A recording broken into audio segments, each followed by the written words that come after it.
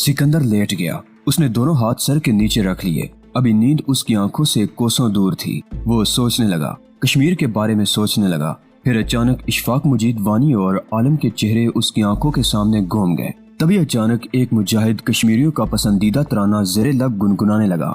मुजाहिद की आवाज बहुत दूर से आती हुई महसूस हो रही थी। सिकंदर ने आंखें बंद कर लीं। अब ये तराना लोरी का असर कर रहा था। सिकंदर को नींद आने लगी, गहरी नींद, और फिर उसके चेहरे पर बेहद अजीब मुस्कुराहट दौड़ गई। वो ख्वाब देख रहा था।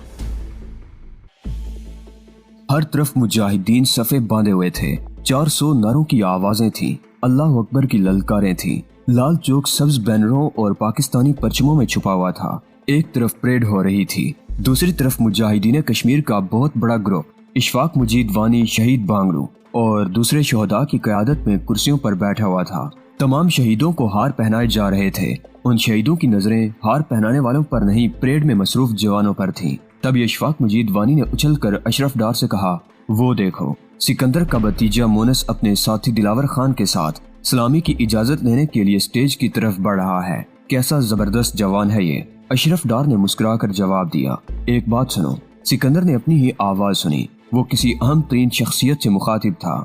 ये अशरफ डार इशफाक के साथ क्यों बैठा हुआ है, मेरे पास क्यों नहीं आता? इसलिए कि अशरफ के लिए वही जगह मखसूस है। किसी ने जवाब दिया, और फिर ये फूल सब के लिए होने चाहिए। किसी दूसरे ने एतराज किया, सिर्फ कुर्सियों पर बैठे हुए लोगों को हार क्यों पहनाए जा रहे हैं? इसलिए कि वो अपना काम मुकम्मल कर चुके हैं। ये जवाब देने वाली बारिश शख्सियत थी। उसकी आंखों में खीरा कर देने वाली चमक थी और उसकी पेशानी पर जिली हरूफ में लिखा था, शहीद। देखो देखो, उस खंबे पर अभी तक भारतीय तिरंगा लहरा रहा है। आखिर क्यों? इसलिए कि उसे बस अब उतार दिया जाएगा और इसकी जगह सब्ज हलाली परचम लेगा। मेरे बच्चे, बेसब्रेपन का मुजाहरा मत करो। हर काम का एक वक्त होता है, मौत का भी एक वक्त मुतय्यन है। इस झंडे के उतरने का वक्त भी मुकर्रर हो चुका है, जो दावतनामे में दर्ज है। मगर मुझे तो कोई दावतनामा नहीं मिला जनाब आली, सिकंदर ने झटक कर कहा। उसी वक्त मोनस की आवाज पूरे चौक में गूंजने लगी, परेड के लिए तैयार है, हुक्म हो तो गाड़ी हाजिर की जाए। सिकंदर का दिल फख्रो मुसरत से भर आया। कितना अच्छा लग रहा था मोनस, चौड़ा चकला, सफेदो सुर्ख, उसके हाथ में बरहना शमशीर थी। तभी स्टेज से किसी ने नरम लहजे में कुछ कहा, शायद इजाजत दी होगी। एक खुली जीप नमदार हुई, स्टेज तक पहुंची। मेहमान खुसूसी ना जाने कौन था, उसका सरापा धुंध में लिपटा हुआ था, लेकिन मोनस के अंदाज से लग रहा था जैसे वो धुंध में लिपटे हुए उस शख्स को बखूबी देख रहा हो। मेहमान खुसूसी अगली नशिस्त वाली जगह खड़े हो गए। उन्होंने विंड स्क्रीन दोनों हाथों से थाम लिया। दिलावर ने ड्राइविंग सीट संभाल ली और मोनस बरहना शमशीर लिए मेहमान खुसूसी के अकब में तन कर खड़ा हो गया। अचानक ही हर तरफ एक बार फिर अल्लाह अकबर के नारे गूंजने लगे। फिर जंगी तबल पर थाप पड़ी और लाउड स्पीकर से एक तराना गूंजने लगा, ऐ मर्द मुजाहिद जाग जरा, अब वक्त शहादत है आया। सिकंदर को यूं लगा जैसे उसका दिल उछल कर हलक में आ जाएगा। खुशी की शिद्दत से उसका गला रुंध गया, उसके आंसू टपकने लगे। फिर एक अजीब बात हुई, ये आंसू गिरते गिरते फूल बनने लगे। कुर्सियों पर बैठे हुए लोगों में हार तकसीम करने वालों ने पलट कर देखा। उनमें कई तेजी से उसकी तरफ आए और फूल चुन चुन कर तकसीम करने लगे। अचानक सिकंदर की नजर अशरफ डार की तरफ उठ गई। अशरफ उसे देखकर मुस्कुरा रहा था। अशरफ बड़ा मगरूर हो गया है। सिकंदर ने सोचा, ठीक है, मेरी तरफ नहीं आता ना आए, मैं भी इसकी तरफ नहीं जाऊंगा। मंजर अचानक ही बदल गया। मेहमान खुसूसी अब स्टेज पर खड़े सलामी ले रहे थे। तराने की धुन पर मुजाहिदीन तेजी से मार्च करते हुए उनके सामने से गुजर रहे थे। उन मुजाहिदीन पर भी अब फूलों की बारिश हो रही थी। हर तरफ से फूल बरस रहे थे। यूं लग रहा था जैसे आज बर्फ की जगह फूल ही गिरते रहेंगे। उसी लम्हे सिकंदर को ऐसा लगा जैसे कोई मखसूस और दिलपसंद महक उसके बहुत करीब आ गई हो। उसने कनखियों से देखा, जूबी फूलों की डाली लिए उसके बहुत करीब खड़ी हुई थी। जूबी, तुम यहाँ कहाँ? वो हैरत जदा रह गया। मैं और तुम कभी अलग हुए सिकंदर? जूबी ने ज़ेरे लब मुस्कुराते हुए कहा, मैं तो जमीन की आखिरी हद तक तुम्हारा ताकुब करूंगी, मगर तुम इतने मर्दों में तन्हा हो, जरा पीछे देखो। जूबी ने मानी खेज अंदाज में कहा। सिकंदर ने पलट कर देखा और फिर फौरन ही नजरें झुका ली। दूर दूर तक खवातीन का जुलूस नजर आ रहा था। उनमें शैला भी थी, कमल भी, आयशा और सना भी। अंदरा भी उनमें फूल तकसीम कर रही थी, ढेरों गुलाब। और फिर ये खवातीन गुलाबों के ये ढेर उस रास्ते पर बिछा रही थी जिस पर मुजाहिदीन का एक ग्रुप मार्च करता हुआ आ रहा था। उन मुजाहिदीन की क़यादत दानिश कर रहा था और दानिश ने अलम उठा रखा था, सब्ज हिलाली परचम जिसके चारों तरफ चमकती हुई बेल लगी हुई थी। हजरात, सुकून से रहें, बाअदब खड़े हो जाएं। सब्ज हिलाली परचम लाया जा रहा है। एक और सख्त में हलचल सी मच गई। सिकंदर ने बेख्तियार उसी तरफ देखा। वहाँ बेशुमार छोटे छोटे बच्चे सुर्ख लिबास पहने हुए तिरंगे की तरफ बढ़ रहे थे। उन्होंने कुमदे उठा रखी थी। उनके चेहरों पर बला का नूर था, मासूमियत थी। उनके चेहरे दमक रहे थे। देखते ही देखते उन्होंने कुमदे डाली और फिर चंद बच्चे बहुत फुर्ती से चढ़ने लगे। चंद लम्हों बाद तिरंगा उतार चुके थे और अब सब्ज हिलाली परचम बुलंद हो रहा था। आजादी, सिकंदर ने झूम कर कहा, आजादी। हर तरफ से शोर उठने लगा। आजादी। कुर्सियों पर बैठे हुए सैकड़ों अफराद चिल्लाने लगे। सिकंदर ने फिर पलटकर उन्हीं की तरफ देखा। अशरफ डार बहुत जोर जोर से नारे लगा रहा था, आजादी जिंदाबाद। इस शोर में अचानक धमाकों की आवाज गूंजने लगी। परचम को तोपों की सलामी दी जा रही थी। सिकंदर, सिकंदर उठो। सिबगतुल्लाह ने उसे झंझोर डाला। वो बहुत देर से सिकंदर को देख रहा था, जो गहरी नींद के बावजूद हाथ पैर चला रहा था। उसकी आवाज भी बुलंद होने लगी थी और जब ये आवाज बहुत बुलंद हो गई तो सिबगतुल्लाह ने घबरा कर उसे झंझोर दिया था। उठ सिकंदर, बस। सिबगतुल्लाह ने बौखला कर उसके मुंह पर हाथ रख दिया, क्योंकि सिकंदर अब बहुत जोर से चिल्लाया था, आजादी जिंदाबाद। क्या हुआ? सिकंदर चौंक कर उठ बैठा। क्या बात है? उसका हाथ अपने थैले की तरफ रेंग गया। कुछ नहीं, सिबगतुल्लाह ने जवाब दिया। तुम सोते में चिल्ला रहे थे। मैं? सिकंदर ने एक पल तवक्कुफ किया और फिर मुस्कुराने लगा। उसने तवील सांस लेकर थैले से हाथ खींच लिया। मैं अकेला नहीं था सैयद भाई। उसने आंखें बंद कर ली। वो ख्वाब उसे अचानक ही पूरा का पूरा याद आ गया था। वहाँ तो लाखों थे, लाखों। मैं जानता हूँ कि तुम क्या ख्वाब देख रहे थे। सिबगतुल्लाह ने उसका शाना थपथपा कर कहा, मैं भी ऐसे ही ख्वाब देखता हूँ ब्रदर। यही ख्वाब तो मुझे नई तवानाई अता करते हैं, लेकिन मेरा ख्वाब यकीनन सच्चा है, 100% सच्चा।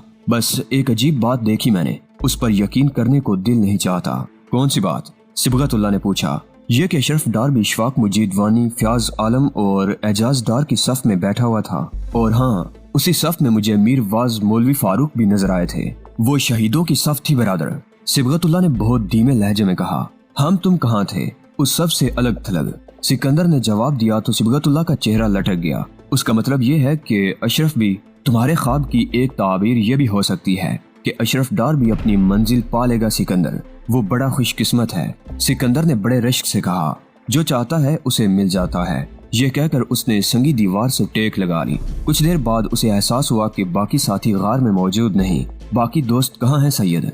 बाहर। सिबगतुल्लाह ने खोए खोए से अंदाज में जवाब दिया। करीब ही एक चश्मा है, वहाँ नहा रहे हैं। सिकंदर फिर चुप हो गया। उसने आंखें बंद कर रखी थी कि वो ख्वाब शायद फिर नजर आ जाए। उन आंखों में नींद थी ना ख्वाब। वो सर झटक कर खड़ा हो गया।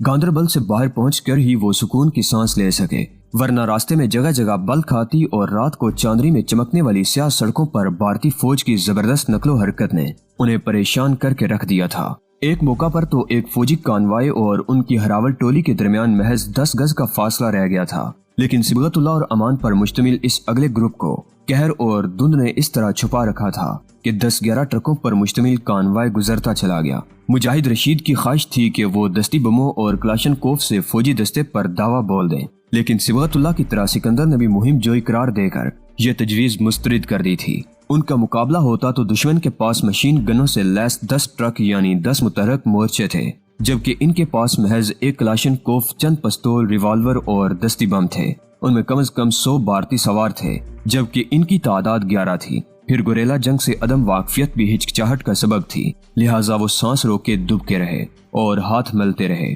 वो गांदरबल से निकलकर तेजी से सफर करने लगे। सामने छोटे बड़े पहाड़ थे। बाज मकामात पर रास्ते बज़ाहिर बंद नजर आते थे, लेकिन यहाँ सिबगतुल्लाह का तजर्बा काम आ गया। वो उन खुफिया रास्तों से बहुत अच्छी तरह वाकिफ था, लिहाजा वो अपनी मामूल की रफ्तार से चलता रहा। वो उसकी तकलीद करते रहे। बाज़ औक़ात तो सिकंदर को यूं महसूस हुआ जैसे वो उतराई और चढ़ाई पर चलने के सिवा कुछ और ना कर रहे हों। ये इलाका अब भी पुरखतर था, क्योंकि श्रीनगर की तरफ जाने वाली सड़क यहाँ से महज 30-40 गज दूर थी। वो जरा भी बेहतियाती से काम लेते तो गुजरने वाले ट्रैफिक की हेडलाइट्स उन्हें कैद कर लेती। मजीद कुछ और जब वो सस्ताने के लिए रुके तो उन्हें शदीद भूख लग रही थी। उसी जगह उन्होंने बिस्किट जहर मार किए, करीबी चश्मे से ठंडा यख पानी पिया और चाय की कैतली की तरफ देखने लगे। उनकी नजरों में बड़ी हसरत थी, मगर वो चाय बनाने का खतरा मोल नहीं ले सकते थे। तभी अचानक सबसे हसास समात रखने वाले अमान को खतरा महसूस होने लगा। उसने बिस्किट हाथ से रख दिया। उसकी इंगिश्त शहादत होंठों पर पहुंच गई। लेट जाओ। सिबगत उल्लाह ने अमान का इशारा समझकर सिग्नल दिया और फिर रिवॉल्वर निकालकर बहुत तेजी से रेंगता हुआ अंधेरे में गुम हो गया। सिकंदर ने लाशौरी तौर पर बमों का थैला संभाल लिया और उसी लम्हे एक साया करीबी पहाड़ी की ओर से नमूदार होने लगा। चांद की रोशनी में वो दूर ही से साफ नजर आ रहा था। उसने हाथ उठा लिए थे, गोया मुखासिमाना अज़ाइम न रखने का यकीन दिला रहा हो। तुम दाईं तरफ पोजीशन ले लो। सिकंदर ने क्लाशनकोफ बरदार से सरगोशी की। ये हमारी तरफ आना चाहता है, मैं उसे आने दूंगा, गुफ्तगू भी करूंगा, लेकिन तुम तैयार रहना। मौका महल की मुनासबत से कार्रवाई करना तुम्हारा हक होगा। क्लाशनकोफ बरदार बाईं तरफ गुप अंधेरे में छुप गया। अजनबी अब आहिस्ता आहिस्ता उन्हीं की तरफ आ रहा था। उसके दोनों हाथ अब भी उठे हुए थे। उसकी सुबक रफ्तारी बता रही थी कि वो इन इलाकों ही का है। चंद लम्हे बाद वो सिकंदर के बहुत करीब पहुंच गया। सलामती हो अल्लाह की उन पर जो सुलगते चनारों की आग में जिंदगी और आजादी के लिए सरगर्म है। मेरा नाम नदीम है। श्रीनगर ने मुझे यहाँ तुम लोगों की देखभाल के लिए मुकर्रर किया था। मैं एक हफ्ते से तुम्हारा मुंतजिर था। अब मुझे सिबगतुल्लाह से बात करनी है। इससे पहले कि सिकंदर कुछ कहता, सिबगतुल्लाह नदीम के अकब में दम से नमदार हो गया। उसने गालिबन इसी टीले पर पोजीशन ले रखी थी जिसकी तरफ नदीम की पुश थी। तुम्हारा नाम इन इलाकों में बड़ा अजनबी लगता है नदीम, सिबगतुल्लाह ने बज़ाहिर नरम लहजे में कहा।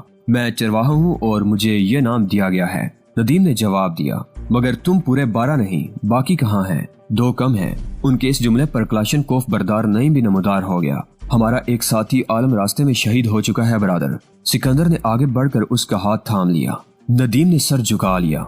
कुछ देर बाद वो वहीं बैठ गए। नदीम नामी नौजवान करीबी कॉलेज में इंटर तक तालीम हासिल कर चुका था और उसे इसी पहाड़ी इलाके में हिजबुल मुजाहिदीन की तरफ से जासूसी के फराइज सौंपे गए थे। कुछ देर की गुफ्तगू के बाद वो इस तरफ से मुतमईन हो गए तो उसने उनकी फौरी जरूरियात के बारे में पूछना शुरू कर दिया। हमें किसी खास चीज की जरूरत नहीं, सिबगतुल्लाह ने जवाब दिया। हर आदमी के साथ एक जोड़ी कपड़े, बिस्किट, चाय और मरहम पट्टी का सामान मौजूद है, लेकिन हम अब तेजी से सफर करना चाहते हैं। श्रीनगर से निकले हुए 2 हफ्ते गुजर चुके हैं। ये मुद्दत कंट्रोल लाइन तक पहुंचने के लिए काफी होती है, लेकिन हम जगह जगह रुकते रहे। क्या कोई शॉर्टकट भी है? आजादी की मंजिल तक पहुंचने के लिए मुख्तसर रास्ता बना है ना बनेगा बरादर, नदीम ने मुस्कुराकर जवाब दिया। मुझे ये पैगाम पहुंचाने की हिदायत मिली है, तुम लोग मंसूबे के मुताबिक सफर जारी रखो। साथ ही ये भी कि किसी किस्म की मुहिम जोई ममनू है। तुम्हें हर कीमत पर वहाँ तक पहुँचना है। तुम करीब ही कहीं रहते हो? सिकंदर ने पूछा। नहीं, मेरा कोई मुस्तकिल ठिकाना नहीं, यही जंगल और पहाड़ मेरा घर है। इंशाल्लाह आजादी के बाद यहीं अपना घर भी बनाऊंगा। तब फिर तुम जरूरियाती जिंदगी किसी करीबी गांव से हासिल करते होगे। चंद रोज कबल तक ऐसा ही था, मगर अब सिकंदर का चेहरा अचानक ही बुझ सा गया। तो वो गांव भी नहीं रहा। क्या मतलब? अमान ने चौंक कर पूछा। वो गांव तबाह किया जा चुका है। काही रंग की वर्दी वाले दरिंदे वहाँ किसी हुर्रियत पसंद की तलाश में आए थे। उन्होंने किसी शमशेर खान का नाम लिया और हुक्म दिया कि उसे हर कीमत पर 1 घंटे के अंदर अंदर उनके सामने पेश कर दिया जाए। भारतीय कप्तान के मुताबिक शमशेर खान पाकिस्तानी है और कंट्रोल लाइन पार करके अपने एक बड़े ग्रुप के साथ आसपास मौजूद है। तो क्या ये सच था बरादर? सिकंदर शमशेर का नाम सुनते ही उछल पड़ा। हमें झूठ सच का इल्म नहीं था। गांव वालों ने लाइल्मी जाहिर की तो वो दरिंदे बस्ती पर टूट पड़े। उन्होंने घरों में घुसकर औरतों तक से बदसलूकी की। गांव के मुखिया को कत्ल कर डाला। इस पर भी वो मुतमईन ना हुए तो उन्होंने गांव में पेट्रोल छिड़क कर मकानों को आग लगा दी। मेरे खुदा! क्लाशनकोफ बरदार सलीम दांत पीसने लगा। और बस्ती वाले? वो घर बार, अपनी जमीन, साजो सामान सब कुछ छोड़कर रातों रात गहरी धुंध में कहीं चले गए। मेरी इत्तला ये है कि मर्द और खास तौर से नौजवान मुजाहिदीन से जा मिले हैं, जबकि औरतों ने घने जंगल में रिहाइश इख्तियार कर ली है। वो गांव अब मर चुका है, लेकिन मुझे यकीन है कि आजादी का उजाला होते ही वो फिर आबाद हो जाएगा इंशाअल्लाह। उन सब ने बड़े यकीन के साथ कहा। आप में से सिकंदर कौन है? नदीम ने अचानक ही पूछा। क्यों, क्या हुआ? सिकंदर ने चौंक कर उसकी तरफ देखा। आपके लिए पैगाम यह है कि मोहतरमा और उनकी साथी खवातीन एक और रास्ते से मुजफ्फराबाद के लिए रवाना हो चुकी हैं। श्रीनगर वालों को यकीन है कि वो आप हजरात से पहले कंट्रोल लाइन पार कर चुकी होंगी। सिकंदर महज मुस्कुरा कर रह गया। 1-1.5 घंटे बाद नदीम चाय और बिस्किटों के पैकेट देकर उनसे रुखसत हो गया। फिर उन्होंने भी मजीद सफर मुलतवी कर दिया। उस शब वो तुलुए सहर से महज 1 घंटा कबल सोने के लिए लेटे तो बहुत मुतमईन थे। सिकंदर ने लेटते ही महसूस किया जैसे वो गहरी धुंध में उतर रहा हो। अब वो एक बार फिर लाल चौक वाली परेड देख रहा था। गुरूबी आफ्ताब के बाद सफर फिर शुरू हुआ। वो ताजा दम थे। वो दान के खेतों से उतरे और फिर सिंध नाला उबूर करके शुमाल की समत में बढ़ते चले गए। आगे घना जंगल था, मगर जंगल से कबल लार नहर पड़ती थी। وہ نہر کے ساتھ ساتھ چلتے ہوئے ایک اور گاؤں میں داخل ہوئے جہاں آدم تھا نہ آدم زاد۔ مکانوں کی ویرانی اور ان کے کھلے دروازے زبان حال سے یہی شکوہ کر رہے تھے کہ انہیں بھی لوٹا جا چکا ہے۔ ایک مکان کی دیوار پر گولیوں کے درجنوں سوراخ نظر آ رہے تھے اور زمین پر خون کے ایسے دبے جنہیں شاید بارش بھی نہیں دھو سکی تھی۔ بالکل سامنے مسجد تھی، اس کا ایک مینار شہید ہو چکا تھا۔ مسجد کی دیوار پر کسی نے شاید اپنے خون سے لکھا تھا آزادی یا موت۔ وہ سب کے سب وہیں رک گئے۔ بیشتر کی آنکھیں نمناک ہو گئیں۔ اس گاؤں کے باسی یا تو شہید ہو چکے تھے یا انہوں نے بھی ہجرت کر لی تھی۔ سکندر دیر تک نوشتہ دیوار دیکھتا رہا، پھر اس نے جرجری سی لی۔ اس نے دوسروں کی طرف دیکھا، ان کی بھی یہی حالت تھی۔ وہ سر جھکا کر مسجد کی طرف بڑھ گیا۔ مسجد میں پانی موجود تھا۔ انہوں نے وضو کر کے نماز ادا کی اور پھر ویران مکانوں پر الوداعی نظر ڈالتے ہوئے نہر کو دائیں ہاتھ پر رکھ کر آگے بڑھ گئے۔ سکندر نے نماز کے بعد یہی دعا کی تھی کہ اللہ وہ وقت جلد لائے جب اس مسجد کو آباد کرنے والے واپس آ سکیں۔ بارسو کا بورڈ نظر آتے ہی ان کے چہروں پر چھائی ہوئی تھکن دور ہو گئی۔ بارسو چند فرلانگ دور تھا اور اس کا مطلب یہ تھا کہ وہ بتائے گئے راستے کے مطابق سفر کر رہے ہیں۔ جلد ہی وہ سری نگر بانڈی پورا روڈ کے قریب پہنچ گئے۔ سڑک نظر آتے ہی انہوں نے راستہ بدل لیا۔ اب وہ اس طرح چل رہے تھے کہ سڑک انہیں نظر آتی رہے مگر سڑک سے انہیں نہ دیکھا جا سکے۔ ہم بارسو بستی میں داخل نہیں ہوں گے۔ صبغت اللہ نے مکانات دیکھتے ہی اپنے مخصوص انداز میں حکم دیا۔ وہ ہر آبادی کے قریب پہنچ کر یہی اعلان کرتا تھا۔ صبح اذان فجر کی آواز کے ساتھ ہی انہوں نے قدم سست کر لیے اور پھر جب صبغت اللہ کی قیادت میں جماعت کھڑی ہوئی تو وہ ایک ایسے مقام پر پڑاؤ ڈال چکے تھے جہاں سے آبادی بھی دور تھی اور سڑک بھی۔ آج یہ طے پایا کہ 11 افراد میں سے 2 پہرا دیتے رہیں گے تاکہ باقی 9 سکون سے سوتے رہیں۔ بارسو کے اس پڑاؤ پر ایک اور گائیڈ ملا۔ اس کا تعلق مجاہدین کی کسی تنظیم سے تھا۔ اس نے ان سے زیادہ بات نہ کی کہ وہ آگے والا راستہ سمجھا کر اور راشن کی پوٹلی دے کر جلد ہی رخصت ہو گیا۔ اس پوٹلی میں میٹھے چاول بھی تھے اور خشک دودھ بھی۔ اس روز وہ قدرے بے چین تھے، لہٰذا عصر کے وقت ہی انہوں نے وہاں سے کوچ کیا اور سڑک کے متوازی کھیتوں میں سفر شروع کر دیا۔ چند گھنٹوں بعد وہ مانسبل جھیل کے دلدلی علاقے میں پہنچ گئے۔ یہاں پشتوں نے ان کا راستہ روک لیا لیکن صبغت اللہ نے ہمت نہیں ہاری۔ وہ بار بار یہی کہہ رہا تھا کہ یہاں سے راستہ نکلتا ضرور ہے۔ آخر صبغت اللہ کی جیت ہوئی۔ ایک راستہ جھیل تک لے جاتا تھا۔ وہاں انہیں ایک کشتی بھی خالی مل گئی جو گرن یعنی مچھلیوں سے بھری ہوئی تھی۔ انہوں نے 3 ٹولیوں میں کشتی کے ذریعے جھیل پار کی اور پھر کشتی دور کنارے پر درخت سے باندھ کر تیزی سے نکل گئے۔ آگے سنبل پور روڈ ہے۔ صبغت اللہ نے فاتحانہ انداز میں کہا، ہم بالکل درست سمت جا رہے ہیں۔ سنبل پور روڈ سے ہم سدرا کوٹ پہنچیں گے۔ اس وقت تک صبح ہو چکی ہوگی۔ آگے چھوٹی بستیاں ہیں جو تکیے کہلاتی ہیں۔ وہیں بانڈی پورا روڈ کے شمالی حصے میں پہاڑی ہے جو شب بسری کے لیے بہت مناسب ہوگی۔ سکندر بے ساختہ طور پر مسکرا دیا کیونکہ صبغت اللہ واقعتاً اس طرح منظر کشی کر رہا تھا جیسے کوئی فلم اس کے سامنے چل رہی ہو۔ ہنسو مت برادر، صبغت اللہ نے بھی ہنس کر کہا۔ اب وہ مرحلہ آ رہا ہے جہاں ہمیں کسی اور کی بھی مدد درکار ہوگی۔ ایسا کس مقام پر ہوگا جناب؟ امان نے کراہتے ہوئے پوچھا۔ اب تک تو ہم آپ کے نقش پا پر چل رہے ہیں۔ آنکھ بند کر کے جنگلی صحرا اور دریاؤں میں کود جاتے ہیں ہم۔ تمہاری بلائی بھی اسی میں ہے، ورنہ کسی دلدل یا کھائی میں گر کر رہ جاؤ گے۔ صبغت اللہ نے دپ مارتے ہوئے جواب دیا۔ چندر گیر نامی بستی سامنے آتے ہی صبغت اللہ نے ہاٹ کہا تو وہ رکنے کے بجائے وہیں بیٹھ گئے جہاں جہاں ان کے قدم تھے۔ یہ بستی کھیتوں کے درمیان تھی، بس یہیں دبکے رہو۔ صبغت اللہ نے حکم دیا، میں آس پاس کا جائزہ لینے جا رہا ہوں۔ یہاں ماسٹر اشفاق سے ملاقات ہونی ہے، باقی انتظامات وہ خود کریں گے۔ وہ دبکنے کے بجائے لیٹ گئے۔ عجیب سے احساسات تھے اس وقت ان کے۔ ان میں سے کچھ کی آنکھیں بھی لگ گئی تھی مگر سکندر جاگتا رہا۔ وہ سوچ رہا تھا کہ کنٹرول لائن کے اس پار پہنچ کر کیسا محسوس ہوگا۔ صبغت اللہ واپس آیا تو ایک نوجوان اس کے ساتھ تھا۔ وہ بہت گرمجوشی سے گلے ملا۔ یہی ماسٹر اشفاق تھا۔ اس کے ہاتھوں میں 2 تھیلے تھے، ایک میں گرما گرم پلاؤ بھرا ہوا تھا تو دوسرے میں ضرورت کی دیگر اشیاء۔ وہ پلاؤ پر اس طرح ٹوٹے جیسے برسوں کے بوکے ہوں۔ کھانے کے بعد نمکین قہوہ اور مزہ دے گیا۔ یہ قہوہ ماسٹر اشفاق کے پیچھے آنے والا ایک لڑکا لے کر آیا تھا۔ سکندر کو اس لڑکے میں مونس اور دلاور کی مہک محسوس ہوئی۔ وہ دیر تک اس سے باتیں کرتا رہا جبکہ امان اور صبغت اللہ ماسٹر اشفاق سے صلاح مشورے کرتے رہے۔ بستی میں آپ لوگوں کا قیام ہمارے لیے بڑے اعزاز کی بات ہوتی حضرات، ماسٹر اشفاق کہہ رہا تھا، لیکن ایسا آپ کے اپنے مفاد میں نہیں ہوگا۔ آج کل ایک پولیس پارٹی مستقل پڑاؤ ڈالے ہوئے ہے۔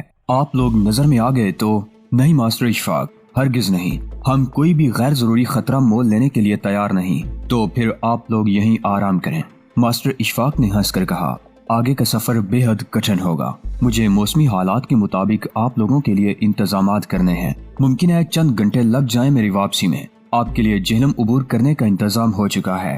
سوپور میں ایک اور ماسٹر اشفاق آپ کا منتظر ہوگا۔ سوپور جھیل وار میں لوگ موجود ہیں، زیادہ تر ہارا تار ہیں یعنی کشتی راں۔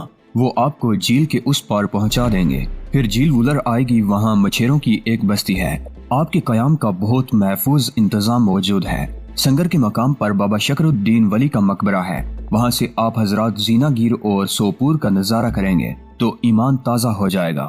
آگے سوپور اور بانڈی پورہ کی وادیاں ہیں اور پہاڑ ہیں، ہیبت جلال ربانی کے مزر پہاڑ اور قدرت کی فیاضی کی ثبوت وادیاں۔ میں آپ کے لیے ستو، کھانڈ اور پکی ہوئی روٹیوں کا بندوبست کر دوں گا تاکہ راشن کی کمی نہ ہو۔ کلہاڑی وغیرہ بھی مل جائے گی تاکہ برفزاروں میں سفر آسانی سے کر سکیں آپ حضرات۔ آپ کون ہیں صاحب؟ سکندر ماسٹر اشفاق کو حیرت سے تکتا رہ گیا۔ مجاہدین کا خادم، ماسٹر اشفاق نے بڑی عقیدت سے کہا اور سکندر کا ہاتھ تھام کر اپنے ہونٹ پر رکھ دیے۔ اللہ آپ کو فتح و نصرت سے ہمکنار کرے۔ ماسٹر اشفاق کا لہجہ برایا ہوا تھا۔ آپ کی کامیابی ہماری نجات کا سبب بن جائے گی۔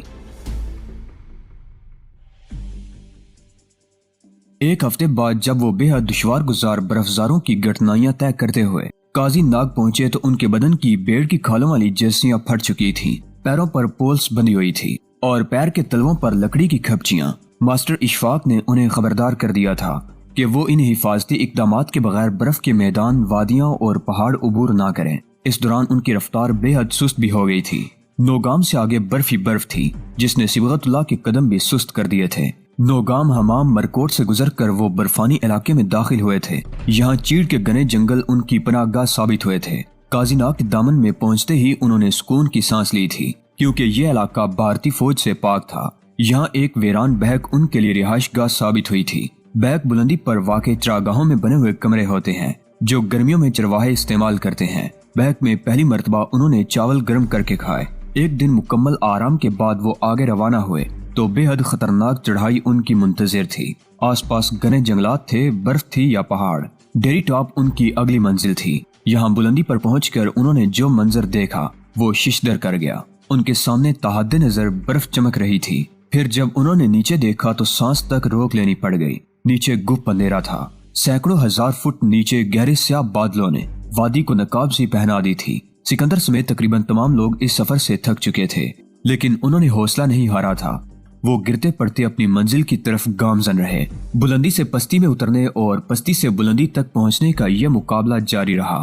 پھر جب ایک روز وہ خطرناک ڈھلانے اتر کر ایک نالے کے قریب پہنچے تو ان کو ایسا لگا جیسے اب وہ مزید ایک قدم بھی آگے نہیں بڑھا سکیں گے۔ صبغت اللہ کی حالت سب سے زیادہ غیر تھی۔ وہ نالے کے قریب ہی لیٹ گیا۔ کیا ہوا برادر؟ سکندر نے اس پر جھک کر پوچھا۔ کیا حوصلہ ہار رہے ہو؟ نہیں، صبغت اللہ مسکرانے لگا، مگر اس کی اس مسکراہٹ میں عجیب سا کرب بھی پوشیدہ تھا۔ تم بھی میری طرح لیٹ کر آسمان کی طرف دیکھو سکندر۔ سرمئی بادل ایسے لگ رہے ہیں جیسے چولہے سے اٹھتا ہوا دھواں ہو۔ ان کی پرپیچ تہیں دیکھو، کیا حسن ہے۔ صبغت اللہ نے آنکھیں بند کر لی۔ سکندر وہیں بیٹھ گیا۔ اس نے اندازہ لگا لیا کہ صبغت اللہ تیز بخار میں پھنک رہا ہے۔ وہ وہیں سو گئے، پوری رات سوتے رہے۔ اگلی صبح برفزاروں، وادیوں اور پہاڑوں کے پرندوں نے ایک ملکوتی گیت سنا کر انہیں بیدار کیا تو سکندر نے سب سے پہلے صبغت اللہ کی خبر لی۔ اب وہ بہت بہتر حالت میں تھا۔ اس نوجوان نے اپنے عزم اور حوصلے سے بخار کو شاید وقتی طور پر شکست دے دی تھی۔ کچھ کھا پی کر وہ نالے کے مغرب کی جانب بڑھنے لگے۔ یہاں ایک بار پھر کٹھن ڈھلان ان کی منتظر تھی۔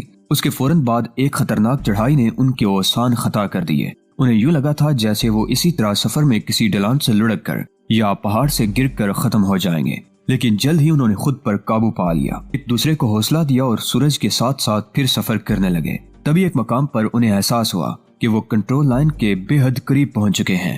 یہ سچ سری ہے۔ صبغت اللہ بے اختیار چلا اٹھا، دیکھو یہاں سے 7 نالے جنم لے رہے ہیں، غور سے دیکھو، بس سمجھو کہ ہم پہنچ گئے۔ اللہ اکبر۔ وہ سب بے تاب ہو کر چڑھائی پر ٹوٹ پڑے۔ اس چڑھائی میں امان کئی بار پھسلا لڑکا مگر دوسروں نے اسے سنبھال لیا۔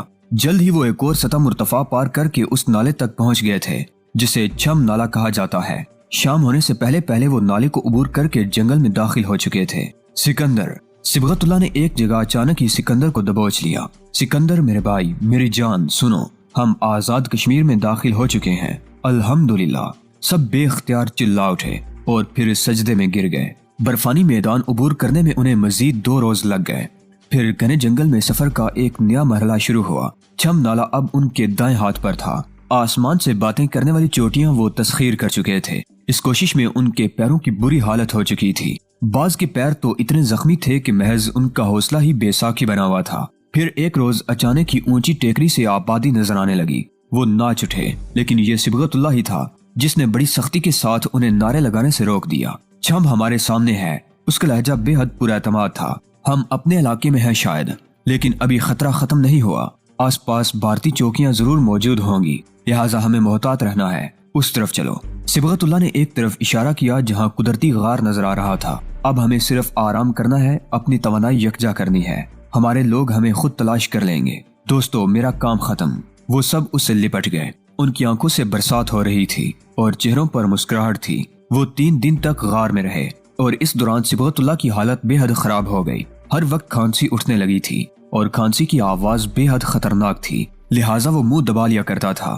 پھر ایک روز جب وہ اپنے لوگوں کی آمد سے مایوس ہو چکے تھے تو وہی ہوا جو صبغت اللہ نے کہا تھا۔ کئی افراد ایک ساتھ برا مار کر غار میں گھس آئے۔ اللہ اور اس کے رسول کے نام پر اپنی شناخت کراؤ۔ آنے والوں کی قیادت کرنے والے کڑیل نوجوان نے بے حد نرم لہجے میں کہا، ہم اللہ کے سپاہی ہیں، برادر عبداللہ۔ صبغت اللہ نے شناختی جملہ بے حد مشکل سے ادا کیا۔ تم آ گئے ہو تو میں آرام کرتا ہوں۔ صبغت اللہ بے ہوش ہو گیا۔ آنے والوں نے بے حد پھرتی کا مظاہرہ کیا۔ ان میں سے 2 افراد باہر گئے اور پھر جلد ہی واپس بھی آ گئے۔ اس بار ان کے ساتھ 10-11 افراد تھے۔ سکندر نے پل بھر کے لیے یہ محسوس کیا جیسے وہ دھند میں سفر کر رہا ہو۔ اس نے صبغت اللہ کی طرف ایک نظر دیکھا۔ بڑے بڑے چہرے والے صبغت اللہ کے رخساروں کی ہڈیاں ابھر گئی تھی۔ آنکھوں میں دھویں جیسی تاریکی تھی۔ وہ لمبی لمبی سانسیں لے رہا تھا۔ اٹھاؤ دوستو، مہمانوں کو احتیاط سے اٹھا لو۔ اس حکم پر کئی نوجوان آگے بڑھے۔ انہوں نے بڑی پھرتی کے ساتھ سب کو اپنی پشتوں پر لاد لیا۔ سکندر کچھ بھی نہ کہہ سکا۔ ہاں، اس نے ایک بار پھر صبغت اللہ کی طرف دیکھا جسے اسٹریچر نما بستر پر بڑی احتیاط کے ساتھ لٹایا جا رہا تھا۔ تبھی اچانک فائرنگ کی آواز آنے لگی۔ سنبھالنا ہاشم، سکندر کو اٹھانے والے نے للکار کر کہا، اور سکندر کو ایسا محسوس ہوا جیسے ایک ساتھ کئی افراد باہر کی سمت دوڑ گئے ہوں۔ پھر جب سکندر کی آنکھ کھلی تو ایک جانا پہچانا چہرہ اس پر جھکا ہوا تھا۔ اشرف، تم؟ خوش آمدید برادر۔ اشرف نے جاندار انداز میں اسے اٹھا کر سینے سے لگا لیا۔ خوش آمدید میری جان، میرے سکندر۔ وہ لوگ کہاں ہیں؟ سکندر نے بے حد نحیف لہجے میں پوچھا۔ صبغت اللہ کو ہسپتال منتقل کر دیا گیا ہے، باقی مجاہد یہی ہیں۔ اور میں کہاں ہوں؟ سکندر کی مرجھائی ہوئی آنکھیں یک بارگی ہی چمکنے لگی تھی۔ تم آزاد کشمیر میں ہو برادر۔ زوبی والا قافلہ تم سے 1 ہفتے قبل یہاں پہنچ گیا ہے۔ مجھے دھماکوں کی آواز سنائی دے رہی ہے اشرف۔ آزاد کشمیر کی فوج سرحدی چوکی پر دشمن کی فائرنگ کا جواب دے رہی ہے دوست۔ وہ شمشیر خان، ہمارا شمشیر سری نگر کے آس پاس ہے جان برادر۔ اللہ تیرا شکر ہے۔ سکندر نے آنکھیں بند کر لی۔ اسی لمحے کہیں دور سے کسی کی آواز آنے لگی، 1-2 گام پہ اب منزل آزادی ہے، سلگتے چنار اب جل رہے ہیں۔ یہ کہانی جسے کشمیر کی عوام اپنے لہو سے تحریر کر رہے ہیں ابھی ختم نہیں ہوئی۔ سربانیوں کا موسم جاری ہے، صلیب و دار و رسن کی آزمائشیں ہو رہی ہیں، انسانی حقوق پامال کیے جا رہے ہیں، اور وہ جو خود کو انسانی حقوق کا سب سے بڑا علم بردار کہتے ہیں چپ ہیں، خاموش ہیں۔ یہ کہانی ابھی ناتمام ہے۔ یہ اس وقت تک ناتمام رہے گی جب تک مقبوضہ کشمیر میں انسانی اقدار کو فتح حاصل نہ ہو جائے۔ پیارے ساتھیوں، ناصر بیگ چغتائی صاحب کے قلم سے نکلی یہ ایمان تازہ کرنے والی شوق جہاد کو ابھارنے والی کہانی سلگتے چنار بے شک شاندار ہے۔ مجھے امید ہے کہ آپ کو بھی بہت پسند آئی ہوگی۔ اللہ تعالیٰ ناصر بیگ صاحب کو اجر عظیم عطا فرمائے۔ تو دوستو، اسی کے ساتھ ایک نئی سیریز کا آغاز کیا جا رہا ہے جو انشاءاللہ مجاہد علی یار خان سے ملتی جلتی ثابت ہوگی۔ آپ کی محبت سپورٹ کا بہت بہت شکریہ۔ اللہ نگہبان۔